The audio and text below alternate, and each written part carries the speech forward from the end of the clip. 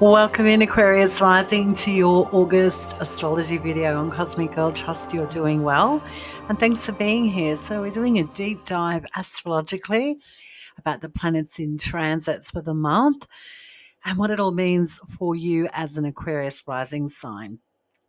If you know your own natal chart, it's really helpful to follow along with the transit video. So especially when we're talking about degree points.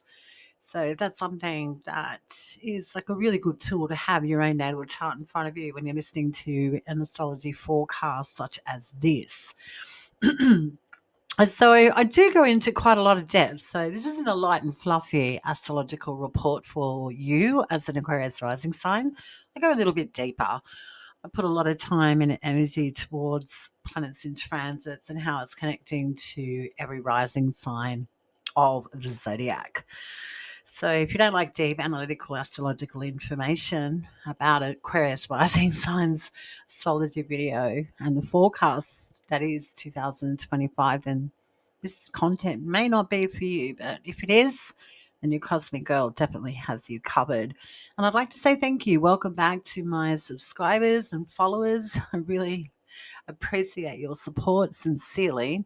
And if you're new here, and if you like what you hear, please consider subscribing and joining the community. Okay, so this month, it's a quieter month. It feels like we're in like I don't know, like an eye of the storm of some sort because the planets really aren't that active. We'll take it as above, so below when we've got a more sedate month astrologically anyway. And we'll open up the video talking about the longer transits that are playing out, and we'll get into what your chart ruler Saturn is up to in the month of August. So, your chart ruler at the moment, being Saturn, is retrograding. So, going back over old land, if you will. So, you might feel like you're revisiting where you put a lot of time and energy and effort towards something and you get to see how that's playing out for you, what's working for you and what's not when your chart ruler is in a retrograde period, which it does every single year for 4 to 5 months. Okay, so let's get into the astrology. So Jupiter's still transiting in the zodiac sign of Cancer, where it's exalted, really well positioned in your natal sixth house. But for the whole month, until the end at least, it's cruising along with Venus. So the two benefics, Venus and Jupiter, are cruising along in Cancer in your natal sixth house. So this bodes well for things that you do on the daily, because the natal sixth house is a house where it's very chop wood, carry water. You do the dishes, you clean the toilet, you go take the kids to school, you go to work. You don't get a fanfare every day for putting on a dinner. It's that sort of natal house where it's you just do what you do. It's a house of service, selfless service, where we're in service to something. Or ourselves. It's a house of work, it's a house of injury and illness, it's a house of slavery and labor. Sound fun?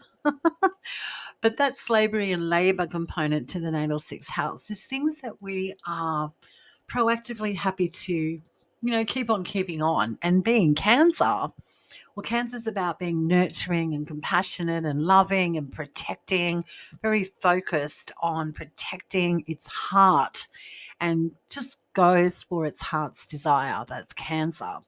So with this transit, what I'm seeing for the Aquarius rising signs for the month of August, with Jupiter and Venus working in unison here in that natal sixth house, things that you do that are of selfless service, it's got a component of a structured discipline, but doing it with love and care. So you could be attracted to different services as well with this transit, like a therapist or dream work or family reunions, for example. This transit of Jupiter and Venus in your natal sixth house for the whole month of August, well, at least before Venus moves on towards the end of August, it just bodes well for whistling while you work, and things that you do on the daily aren't that much of a push. And you might feel like you've got a lot of room to move, and it's great for getting down to brass tacks with expressing your heart's desire with those near and dear to you, and what you do on a daily.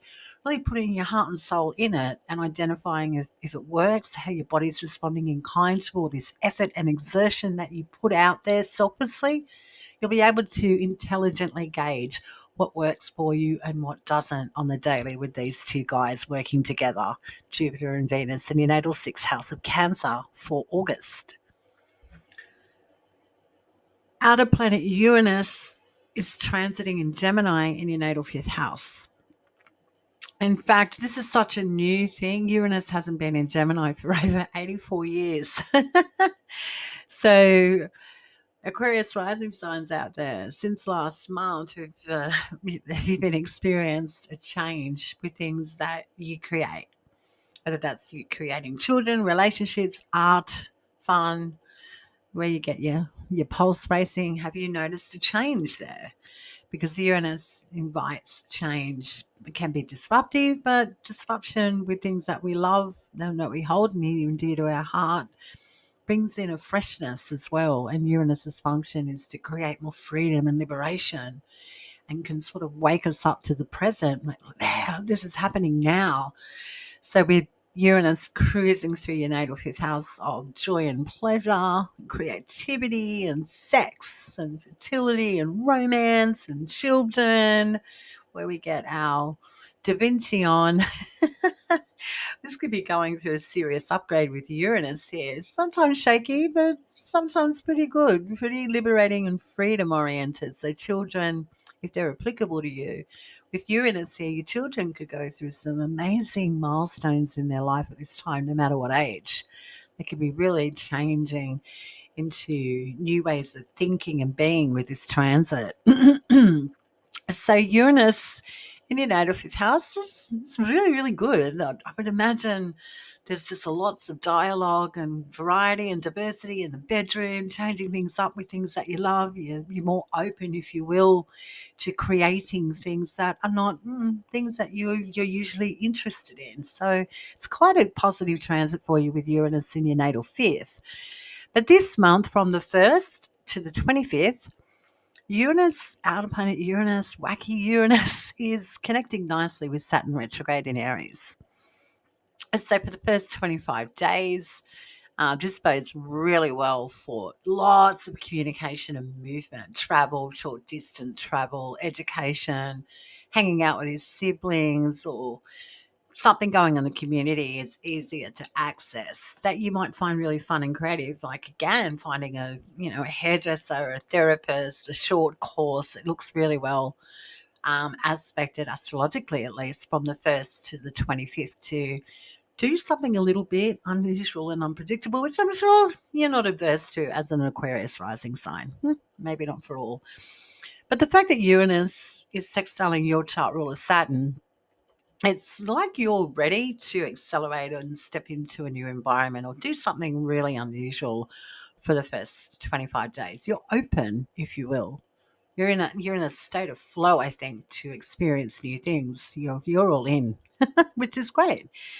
And from the 2nd of August to the end on the 31st, outer planet Uranus is sextiling quite nicely with Neptune retrograde as well.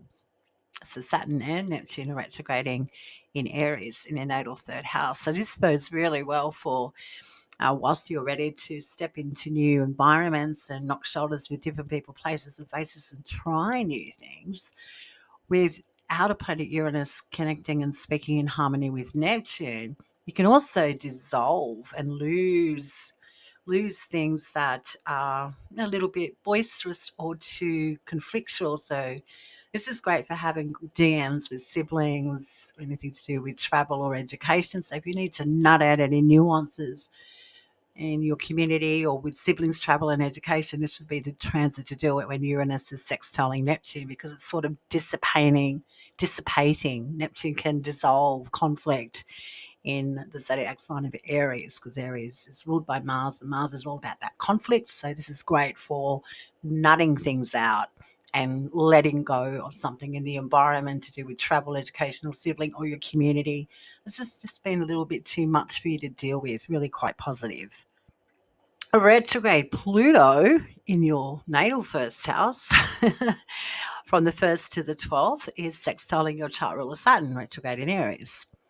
So this bodes really well for really coming to terms, if you will, with your identity and how things that you connect with on a daily, like your community, siblings, travel, and education, how it actually reflects back your appearance, who you are, your own sense of self. You'll really be able to gauge quite well from the 1st to the 12th with Pluto retrograde sextiling nicely to your chart ruler Saturn on new beginnings and new starts. What juice is worth the squeeze, and how is it going to impact my body, my identity, and my sense of self? So I'm getting astrologically for the Aquarius rising signs a feeling of like you've got a fire under your feet. You want something different, and the astrology is really helping you to, go forward confidently, which is quite lovely. And from the 1st to the 31st, again, Pluto retrograde is sextiling Neptune in your natal third house of Aries. So this again also points to opportunities to let go of an old paradigm that you've been connected to regarding your community, siblings, travel, and education. Maybe you can start to finish up a course or wrap up uh, I don't know, a lease, and a travel destination debt. You finally paid the debt off regarding travel or education, and you can start a course or you can start moving more because you've got more financial freedom. So the astrology is really good for you as an Aquarius rising sign to, out with the old and in with the new, but try new Emperor's clothes on. Like, have a go in letting your freak flag fly. The astrology has certainly got the wind at your back to do so. Okay, on the first, we have Venus in Cancer, squaring off with your chart ruler, and Neptune, both retrograding in Aries. And so this feels like a day of, well, if anything can go wrong day, this will be the day. It'll happen on the 1st of of August, and it could be as simple as you get a flat tire when you're on your way to work, or you didn't charge your phone, and that's too bad because you've got to do what you've got to do, and you've already left the house. This, it's an irritation. Venus squaring your chart ruler and Neptune, because Venus is the planet of attraction, and she's doing really well with Jupiter in Cancer, where you're whistling while you work. You're really doing things that you love. You're committed. You're pretty good here with the routiny things on the day to day. But when Venus is saying no to you, well, this could be like you need to take the brakes off, take the pedal off the metal kind of day. And if something happens, like you get a flat tire, or your phone's not charged, or there's a traffic jam, well, there's wisdom in that. I think Venus, functioning well with Jupiter in your natal sixth house is sort of looking at your chart ruler going, hey, slow your roll today. Just not today. So if you get cogs in the wheel, proverbially or literally, there's a reason Venus is asking you to just slow down and deep breaths kind of day. Don't be in so much of a rush to be too active on this day. So on the first, sorry, might be a day to be aware astrologically you may need an umbrella.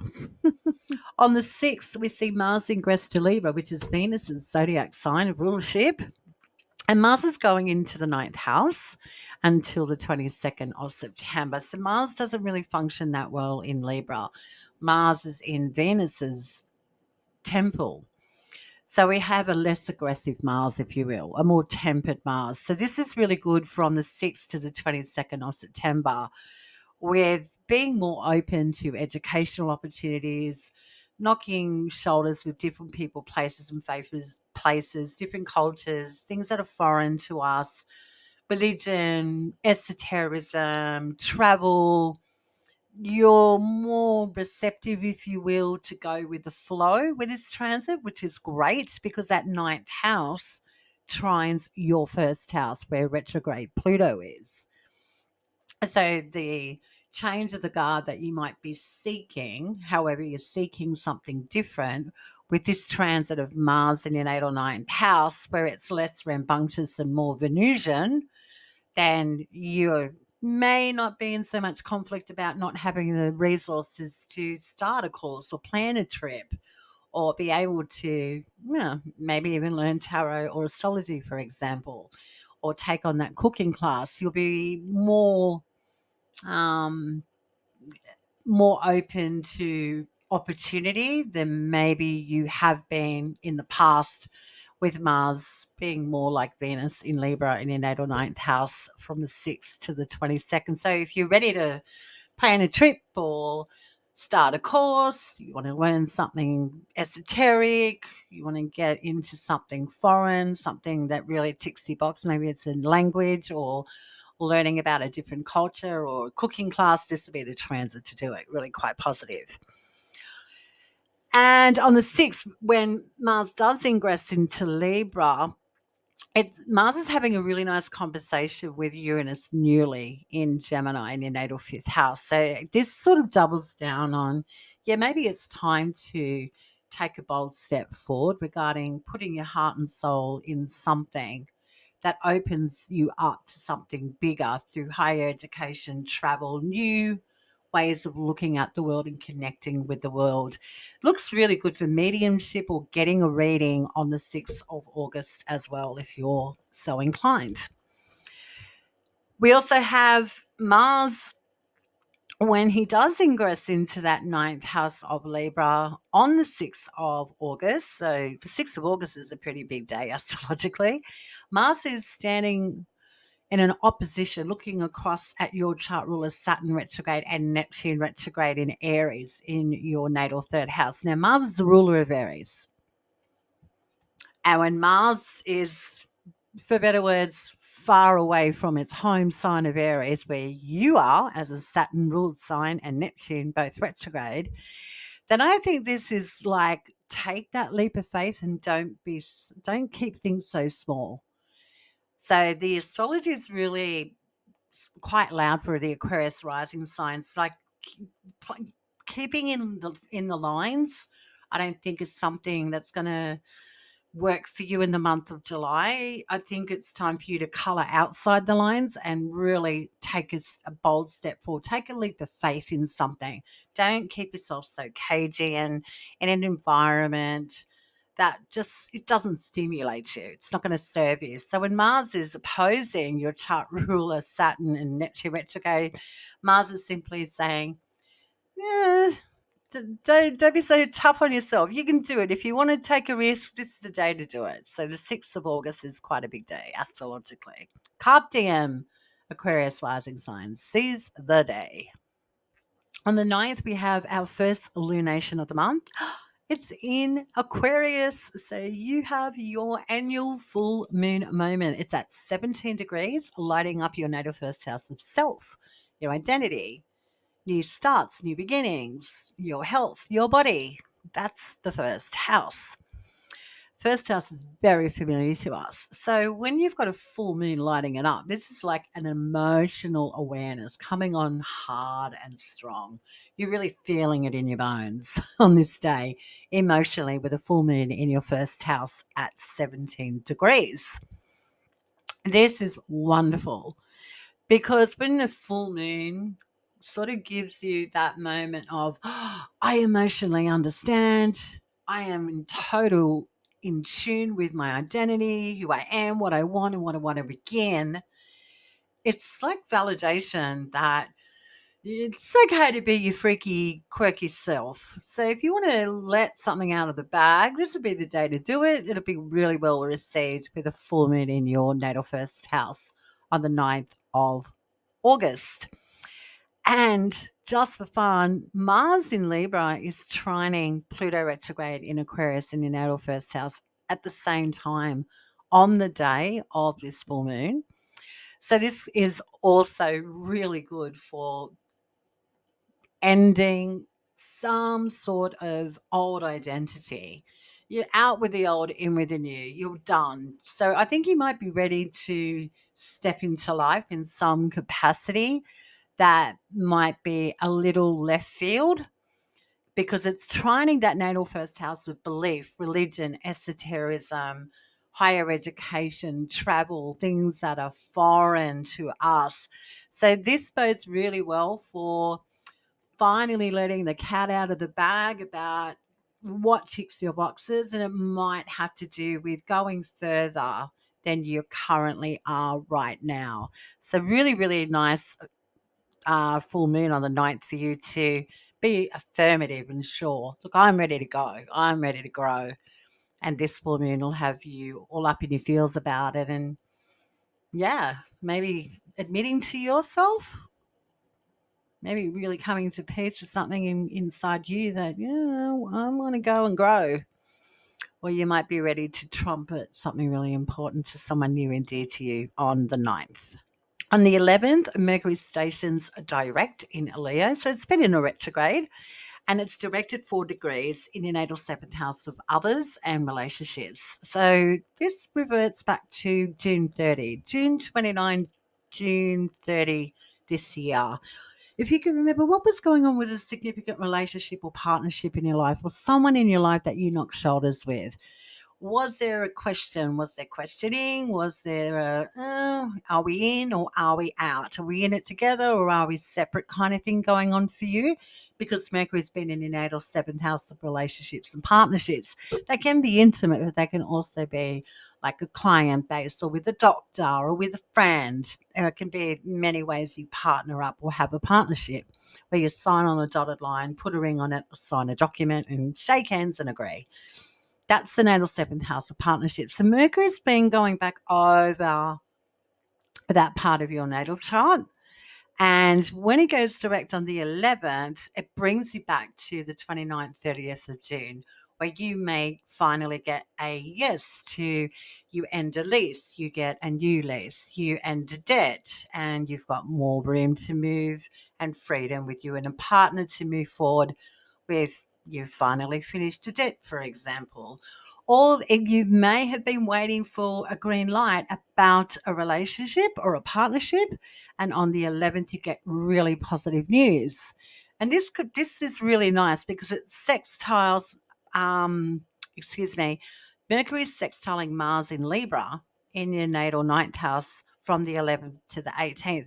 So I'm getting, maybe you've been waiting for the green light regarding a relationship or a partnership that has to do with something foreigners, foreign places, higher education, travel, esotericism, or something that's taken a little bit more belief and faith for the both of you, or even a partner of any nature, a little bit more than you guys anticipated. But moving forward on the 11th bodes really well for, yeah, let's do it. Here's the green light. We've thought about it enough. Let's go. Let's go for it. So it bodes really well from the 11th of August, excuse me, especially to the 18th for things to move forward regarding any relationships or partnerships in your life. And we also, on the 11th of August, have the two benefics, Venus and Jupiter, which are in your natal sixth house of Cancer, conjunct. So this conjunction's happening at 13 degrees. So if you know your own natal chart, what natal planets do you have? Around, say, 11 to 15 degrees of Cancer, because Venus and Jupiter are conjuncting, meaning they're molding together. They're about to start something brand new in our sixth house of service, health, work, slavery, labor. That natal sixth house is something that's very familiar and habitual to us. And when you've got the benefics in unison saying, yes, let's do something that's about expanding and growing something we love, something we're attracted to. I mean, this would be great to get a puppy, finally starting a new job, or you have to do the housework every day. Oh yeah, let's get you a brand new vacuum. It's that kind of day. Or where things that you do on the daily in service, whether it's to yourself or for others, you get recognition, like you get a pat on the back, you get a massive thank you for doing the mundane things that you do oh so selflessly. It's that kind of day where it's like, oh, everything's coming up roses when Venus and Jupiter conjunct on the 11th of August. So if you are a planner, expect good news on the 11th of August that helps you move forward with your well laid plans. From the 12th to the 31st, outer planet Uranus is trining Pluto retrograde in your natal first house. So this bodes really well for new starts to flow, grow, and let's go kind of days. So it's all systems go if you want to proactively step into new environments, new experiences with things that you love, with a partner, with children, with something creative, start a new family, get more kink in the bedroom. This would be the moment to do it between the 12th and the 31st of August. It's like these planets are like, hell yeah, let's let our freak flags fly. Let's just go for it. Let's start. Let's begin something exciting and stimulating. So I really like the astrology for you for the month with from the 12th to the 31st when Uranus is trining Pluto retrograde. Really quite lovely. On the 22nd, we see the sun ingress into Virgo, into your natal eighth house until September 22nd. So for 4 weeks, the sun is lighting up your natal eighth house. Yeah, this can be a little bit nuanced. So we'll get into the weeds of why astrologically. So the sun's a ruler of Leo, where it's just been for the last 4 weeks from the 22nd of July to the 22nd of August. And the sun is in domicile in Leo, does very well in your relationships house and partnerships house. So when it steps into the natal eighth house for 4 weeks, sort of getting out off that natal seventh house, which is an angular part of your natal chart, no less, then the sun moving and progressing into your natal eighth house of death, inheritance, and others' resources, then this is where you can put pen to paper, be really strategic and analytical about who you team up with. What money is coming in and out of your checking account? Are you siphoning it? Are you hemorrhaging it? Do you need to pull your purse strings in? This will be the chance to get down to brass tacks about anything of a financial nature regarding any partnerships in your life. Really beneficial for that. And in the house, the natal house of death and inheritance, and death, Westerners freak out at the word death. They go, oh my God, death, someone's going to die. Sometimes that does mean a literal death. But you can also end debt. You can end a gym membership. You can end a bad habit. You can end a family feud. You get the picture. Not all deaths have to be, from a Western's perspective, oh my God, someone's going to die. It would really depend on you getting a professional astrological natal chart reading to know that. But the sun lighting up death, it's sort of encouraging to have the spirit to let go and let be of things that are anchoring, especially things that are meticulous, tedious, too fastidious, they're too hypercritical. It's something that's taken a lot of perfection and intellectual dexterity. The sun is saying, let it go.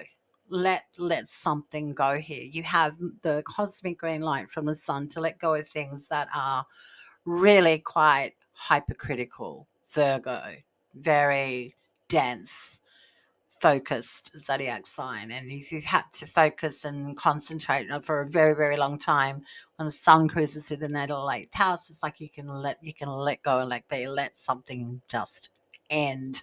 And it could factor in anything to do with health, education, purifying and cleansing the body, or becoming a teacher, or something to do with focusing really deeply on a subject of interest where you finally, it's the end of it.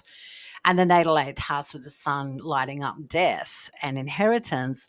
Well, inheritance could be a focus for you for 4 weeks. So this is like getting on top of life insurance policies, getting down to brass tacks about your will, that sort of thing can be up for grabs when the sun's transiting through your natal eighth house.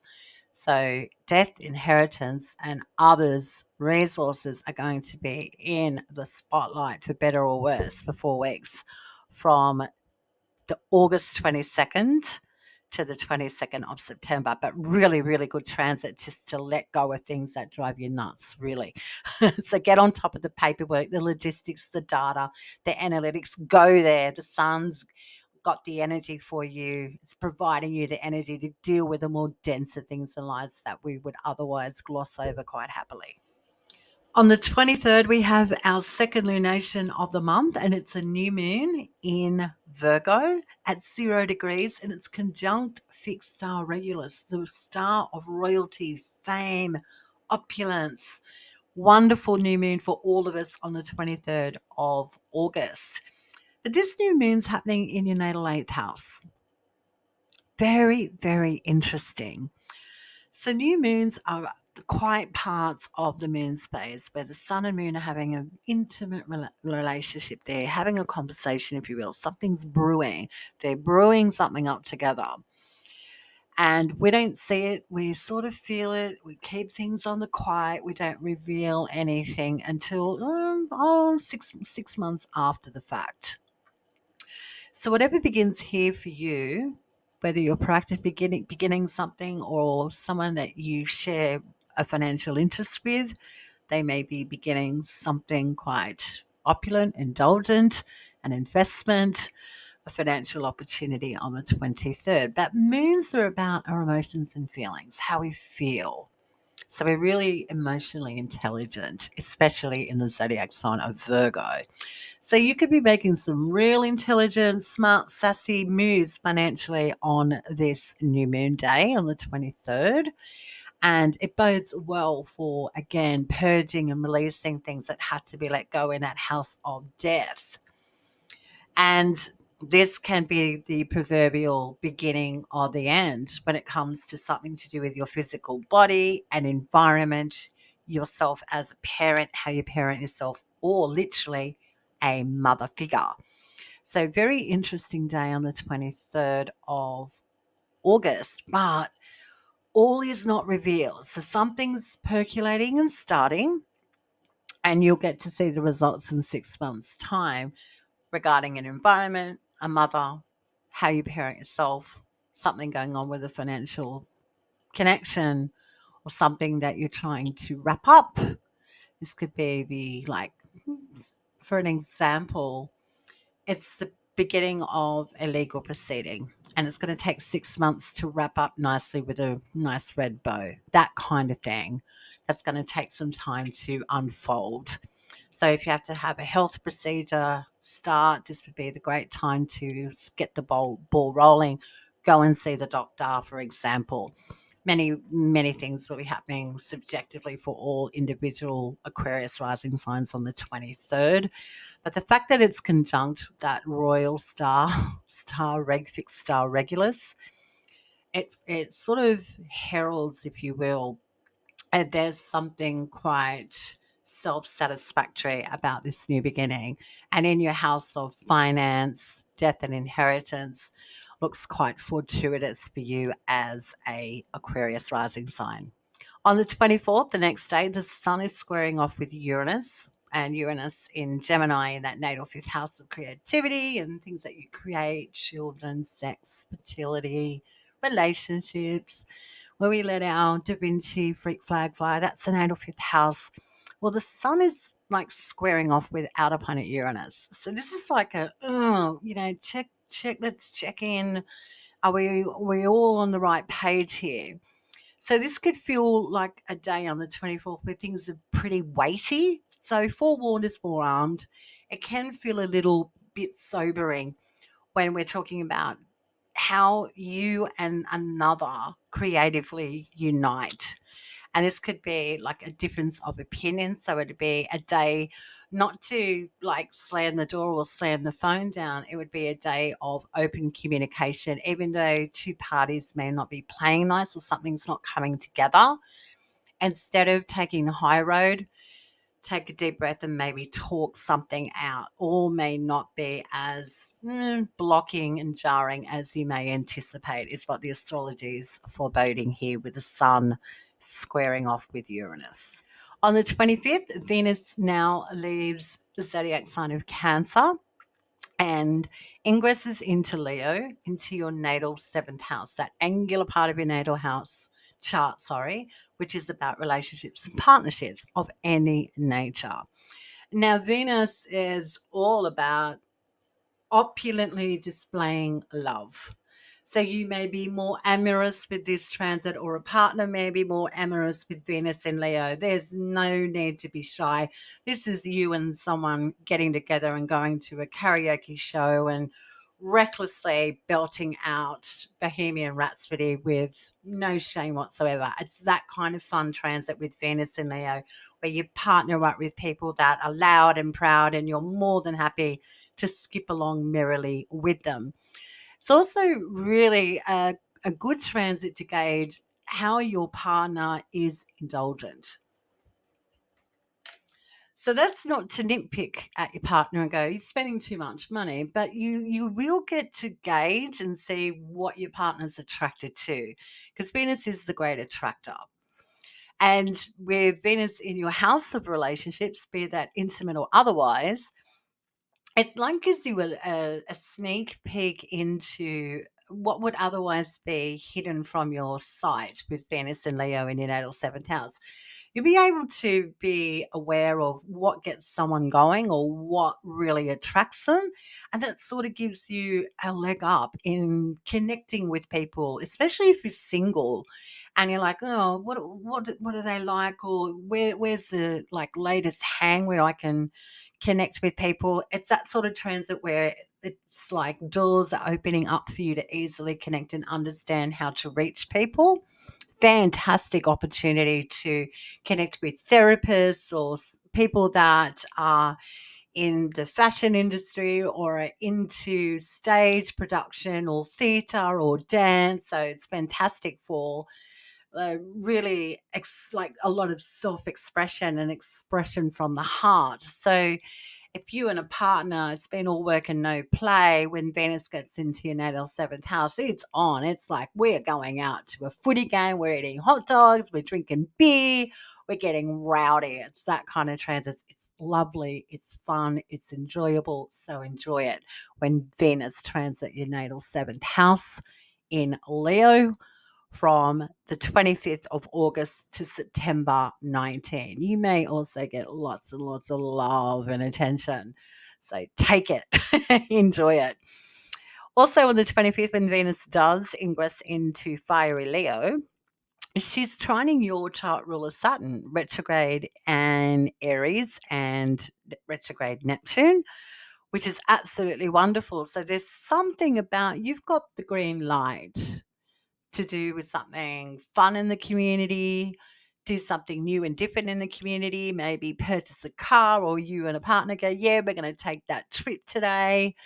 It's that sort of serendipitous, harmonious flow where Venus is connecting nicely to your chart ruler Saturn and Neptune. And it's like you get some sort of benefit here. So it could be a surprise from a sibling, a surprise to do with travel or education or something in community that really gets a fire lit under your feet. Really quite lovely.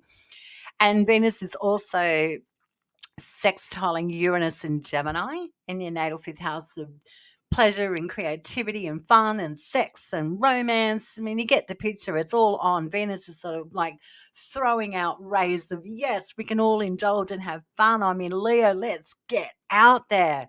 The 25th is a standout stellar day astrologically for just tools down and enjoy life. And Venus is opposing retrograde Pluto in your natal first house of Aquarius on the 25th. So this is a partner or a relationship, maybe it's something's coming to a head here in understanding individualism. We're not all going to agree and love what we love together. We have our individual likes and dislikes. So this is a great day for DMs and opening up the heart chakra and saying, well, what are you into? What am I into? How can we come to some sort of resolution or a peaceful resolution without it stretching us too far out of our comfort zone? So really beautiful day on the 25th of August. That's the astrology for the month. It's a pretty quiet month, really, astrologically. We'll take it as above, so below. That fabulous full moon in your first house, guys. Oh, Aquarius rising signs. This is the day of just if you want to start something new with your body, if you want to begin connecting with a new identity, if you want to feel good in your body and start a new health routine, and you want to shout it to the world or just keep it to yourself, this is a day just geared for you. You just be your fabulous, wonderful, quirky self when you have a full moon in your first house. You get it once a year. Enjoy it. And your chart ruler, Saturn, so closely configured to Neptune, retrograding in your natal third house of Aries, you'll certainly get to understand what's outside your front door that stimulates you or distracts you or brings you too much conflict. You'll be able to hit things on the head pretty quickly regarding anything that needs to be communicated or what you need to let go of and let be. So really quite positive astrology for you for the month of August. Enjoy it. Till next time, Aquarius rising signs, stay cosmic.